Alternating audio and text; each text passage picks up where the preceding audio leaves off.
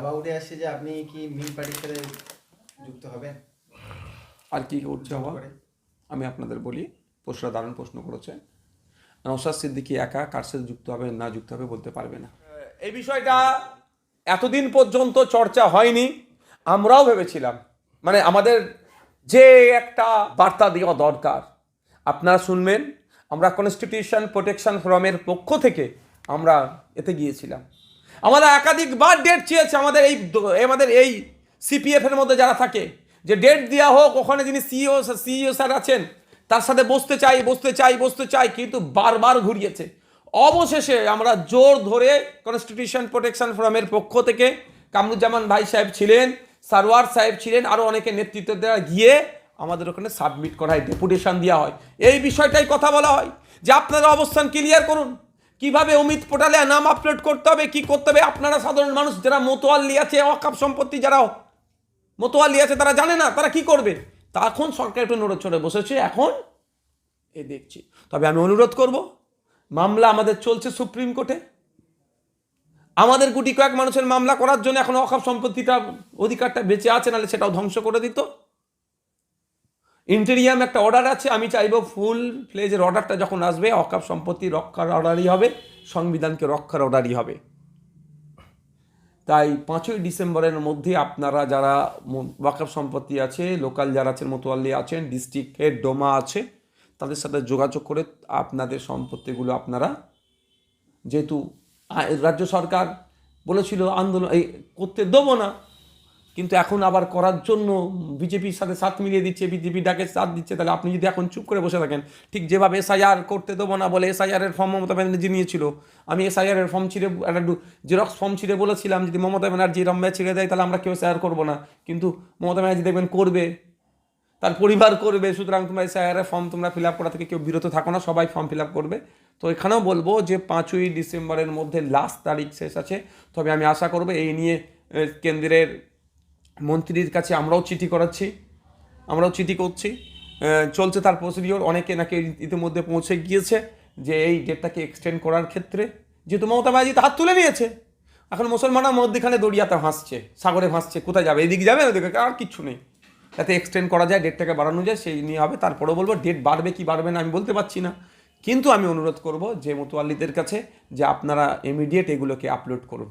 5 তারিখের মধ্যে অবশ্যই ভোট আসলেই ধরা কল তো এগুলো 2021 সালে সিএ করে নাকি দেশ থেকে তাড়িয়ে দেবে। আচ্ছা, সিটিজেনশিপ অ্যামেন্ডমেন্ট অ্যাক্টে কোনো জায়গায় বলা আছে, আমাকে দেখাতে পারবে না কেউ, যে এই আইনেরটার মাধ্যমে, অ্যামেন্ডমেন্টের মাধ্যমে কাউকে দেশ থেকে তাড়িয়ে দিচ্ছে। হ্যাঁ, নাগরিকত্ব দেওয়ার আইন ছিল, ওটা নিয়ে আমরা চ্যালেঞ্জ করেছি, যেখানে সেকুলার কান্ট্রি এইসব নিয়ে অনেক প্রশ্ন ছিল, ওই জন্য আমরা চ্যালেঞ্জ করেছি। কিন্তু কি ভুল বোঝানো হয়েছিল যে দেশ থেকে তাড়িয়ে দেবে, ভয় দেখিয়ে হ্যান করে ত্যান করে ভোটটা লুট করা হয়েছে 2021-এ। 2026-এ দেখবেন ভোটের বৈতরণী পার করবে এসআইআরকে দিয়ে। তৃণমূল কংগ্রেস বলে আমাদেরকে ক্ষমতায় রাখো, আমরা তোমাদের ভোটাধিকার মার্চে রাখবো।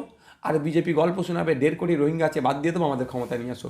আরে শুভেন্দু অধিকারীদের বস ভারত সরকার সুপ্রিম কোর্টে তথ্য দিচ্ছে যে ভারতবর্ষে, সারা ভারতবর্ষে 40,000-এর একটু বেশি রোহিঙ্গা আছে। 1.5 কোটি রোহিঙ্গা পশ্চিমবাংলা তাহলে কী করে থাকবে? এই ধরনের মিথ্যাচার করছে, মানুষকে বোকা বানাচ্ছে। এখন রুজি রুটির প্রশ্ন হওয়া দরকার ছিল।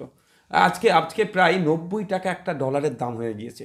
যখন 2014 সালের একটা ডলারের দাম 61 টাকা মতো ছিল, আজকে 90 টাকা। টাকার মান কমছে।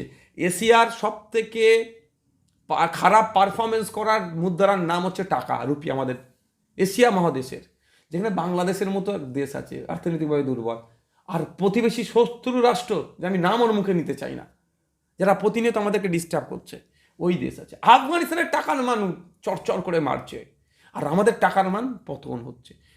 এই সবগুলো নিয়ে প্রশ্ন করা দরকার ছিল।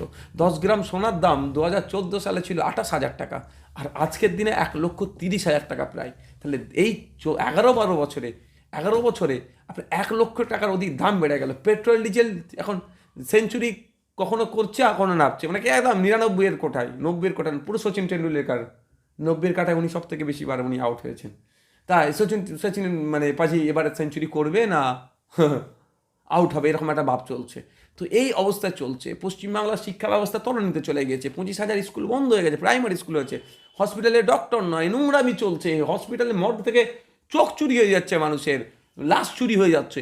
এই নোংরামিগুলোর যাতে না প্রশ্ন হয়, মানুষের এখন কোথায় ধ্যান, কোথায় এসআইআর এসআইআর এসআইআর। আর এই সুযোগে মমতা ব্যানার্জি মোদিকে সহযোগিতা করে দিল, অমিত পোটালে মোদিকে সহযোগিতা করিয়ে দিল, অর্থাৎ ওয়াকাফ আইনকে মেনে নিল। আমরা দেখেছি বিহারে ভোটে আমিও বলেছি, কিন্তু দুর্ভাগ্য আমাদের বিহারে যারা কন্টেস্ট করেছে, মেন যারা অপোজিশন, ওখানে এখনো পর্যন্ত আইনি লিগালি চ্যালেঞ্জে গেল না। এটা ভাবতে হবে। আমি আশা করব পশ্চিমবাংলার ক্ষেত্রে যারা আমরা আছি প্রত্যেকেই সজাগ থাকবো। আমরা আমাদের কথা বলছি, আমরা আমাদেরটা বুঝে নেবো গণতান্ত্রিক প্রক্রিয়া। যদি মনে হয় আমাদের এই ধরনের হয়েছে, আইনি লড়াই যাবো, কোনো ছেড়ে কথা বলবো না। বিহারে তো আমি কন্টেস্ট করিনি, আমি তো বাংলায় কন্টেস্ট করবো। তো বাংলায় যদি এই ধরনের কোনো হয় নোংরামি, ছাড়বো না, আমরা আইনি মাধ্যমে বুঝে নেবো। হাওয়া উঠে আসছে যে আপনি কি মিল পার্টির সাথে যুক্ত হবেন? আর কি উঠছে আবার, করে আর কি কি প্রশ্ন আছে আমি আপনাদের বলি। প্রশ্নটা দারুণ প্রশ্ন করেছে। নওশাদ সিদ্দিকী একা কার সাথে যুক্ত হবে না যুক্ত হবে বলতে পারবে না। আমাদের দল আছে, স্টেট কমিটি আছে, কোর কমিটি আছে, সেখানে আলোচনা চলছে। আমি আপনাদের শুধু এতটুকুই বলতে চাই, বিজেপি তৃণমূলের বিরুদ্ধে ঐক্যবদ্ধ লড়াই করার জন্য আমাদের ইন্ডিয়ান সেকুলার ফ্রন্ট, আমাদের দল প্রস্তুত আছে। তার জন্য যারা সেকুলার প্র্যাকটিস করে, ধর্ম বর্ণ জাতের ঊর্ধ্বে গিয়ে মানুষের জন্য যারা ভাবে, তাদেরকে আমরা ঐক্যবদ্ধ করে লড়াই করার চেষ্টা করছি। আর কি